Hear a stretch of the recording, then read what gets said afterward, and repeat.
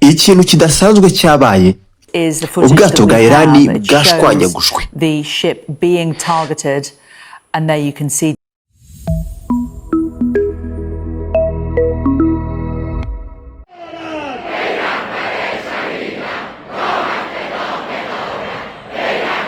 turarwana turapfa ntituzemera badusuzugura. Amakoraniro akomeje kuba menshi muri Irani, byabereye mu nyanja y'Ubuhinde ndetse bisa n'ibyahinduye amategeko y'intambara. Ubwato bwaremewe intambara bwa Irani bumwe mu bwiza bari bafite bwarohamishwaga.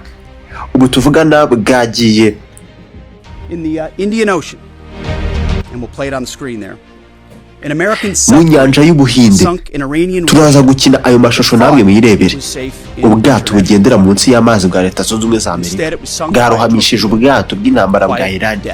Ubu bwato bwatekerezaga ko ari ntakorwaho igihe bwari mu mazi mpuzamahanga, none torpedo yacu yaburohamishije rwose. Urupfu rudateguje. Ni ubwa mbere twongeye kuramisha ubwato dukoresheje torpedo kuva mu ntambara ya kabiri y'isi. Nk'uko byagenze muri iyo ntambara, turi igisate gishinzwe intambara, turarwana ngo dutsinde. Umunyamabanga mu by'intambara Peter Hegseth wa Leta Zunze Ubumwe za Amerika. In the Indian Ocean, and we'll play it on the screen there. An American submarine sunk an Iranian warship that thought it was safe in international waters. Instead, it was sunk by a torpedo. Quiet death. The first sinking of an enemy ship by a torpedo since World War II. Like in that war, back when igisasu nticyari gisanzwe. Torpedo ni igisasu kirazwa mu mazi munsi. Ibiro bya Pentagone muri Amerika biri kwita ibi urupfu rwa bucece rudateguza, quiet death. Nonaha ndagira nkubwire ko ibi byabaye ejo kwa gatatu tariki 4 z'ukwa gatatu 2026 mu gitondo isaa 11:08. Ubwato bwa Irani buzwi nka Iris Dena bwasaga n'ubutabaza bikomeye. Hari milimetero 25 uva ku mwaro wa Sri Lanka, ariko mu isaha imwe gusa bwari bwagiye buri ku ndiba y'inyanja.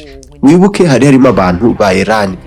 Sri Lanka havuye abatabazi, icyo babonye nta bwato bwari buhari, babonaga abarokotse gusa ndetse n'amavuta areremba hejuru y'amazi.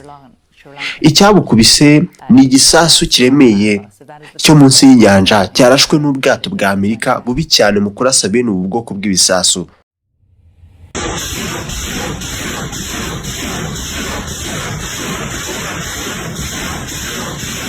Umunyamabanga mu by'intambara wa Amerika Peter Hegseth yemeje aya makuru.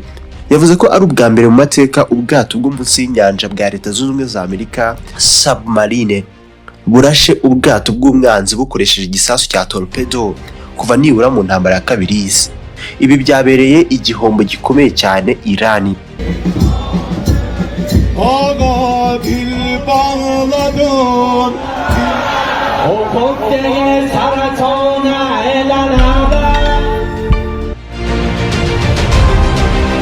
Is the footage that we have. It shows the ship being targeted, and there you can see igiciro Irani yishyuye nticyari gisanzwe.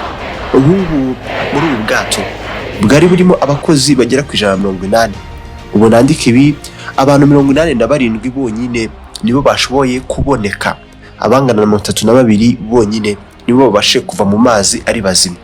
Benshi muri aba bafite ibikomere biteye ubwoba. Abarenga 60 bo ntitunazi niba tuzana babona. Abarokotse bari kuvurwa mu bitaro bya Karapitia biri igale. Irani yise ibi ubwicanyi ndengakamere. Leta Zunze Ubumwe za Amerika yo ivuga ko byari mu ntego za operation bari bafite kuzakora yiswe Epic Fall. Imwe nyine twatangiranye, iyi ikubiyemo n'ibitero byatangije iyi ntambara. Like in that war, back when we were still the War Department, we are fighting to win. Mu minsi mike ishize n'ubwato Butari mu ntambara, n'ubwato bwasubiraga mu rugo buvuye mu cyitwa International Fleet Review. Bwabifata nk'isuzuma aho ibihugu bireba ubwato butandukanye cyane nk'ubw'intambara bwabyo ndetse n'ibihugu by'inshuti ni review nyine. ni nko kureba. Ibi byaberaga muri Visakhapatnam, aho ni mu Buhinde. Batekerezaga ko bari mu mazi ari mpuzamahanga, nta wabarasa, gusa ntibabonye ibi biza. Amerika yabarashe ititaye ko iri mu mazi mpuzamahanga. Leta zunze ubumwe za Amerika bo bavuga ko ibi byari nk'agasopo, ko aho ikintu cyose cya Iran cy'intambara cyaba kiri bashobora kukigeraho kandi ntawe basabye uburenganzira. Reba icyo ibi bivuze. Mubanze mwibuke mukande like kuri iki kiganiro, mukore subscribe kuri channel yanyu, nibwo muzajya mubona ibindi biganiro rusange tubagezaho, ibiganiro bigisha buri munsi amakuru y'ingenzi. Nitwa Samuel Mugisha, ibi birihutirwa.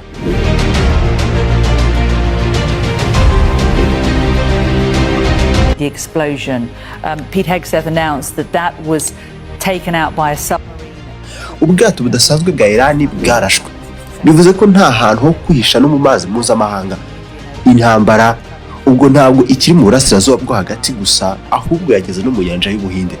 Abatekinisiye ba Iran bavuze ko systeme z'ubwato bwabo zabanje kuvaho mbere yo kuraswa. Ibi bihite binereka Iran isomo rikomeye ko igifite urugendo mu ikoranabuhanga na tekinoloji. Amerika yo ishobora kuba iri gukoresha uburyo bugezweho cyane budasanzwe bwo guhuma cyangwa se kuyobya ubwato mbere yo kuburasaho. Uko bikomeza kugenda bijya mbere, ndakomeza kubaha amakuru. Itsinda ry'abatabazi baracyari mu mazi ya Sri Lanka. Ibi byabivuze iki mu ntambara yo mu mazi? Ntibagirwe gukora subscribe, unambwire icyo utekereza muri comment.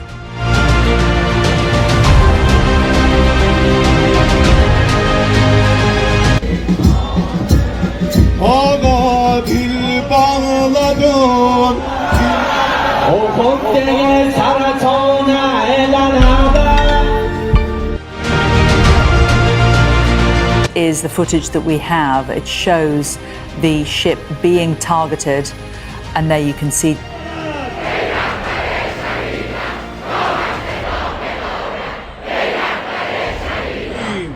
Wifuza kunsaba ingingo nagukoreraho kuma ibitekerezo mu buryo bw'ibanga, nomero ya WhatsApp ngiyo 0782622130.